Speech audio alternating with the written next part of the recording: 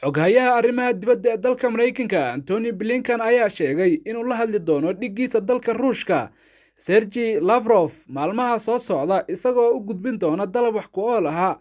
oo looga gol leeyahay in lagu soo daayo xiddiga kubadda cagta kolayga ee Mareykanka ee Brendan Gina iyo Paul Whelan oo horey uga tirsanaan jiray ciidamada badda ee Mareykanka kuwaas oo haatan ku xiran dalka Ruushka. Arrimaha kale ee la filayo inay ka wada hadlaan Blinken iyo Lavrov waxaa ka mid ah hirgelinta heshiiska dib loogu celinayo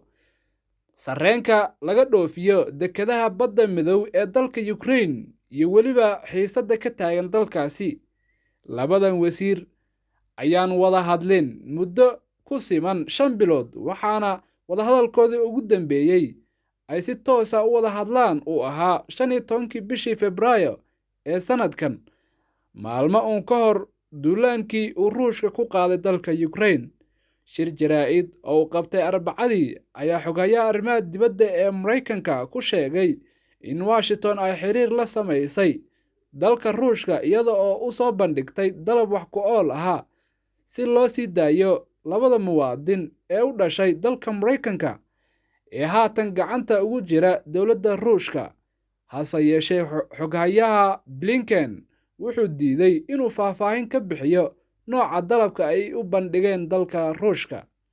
Jinga oo tegay dalka Ruushka bishii Febraayo ee sanadkan ayaa xabsiga la dhigay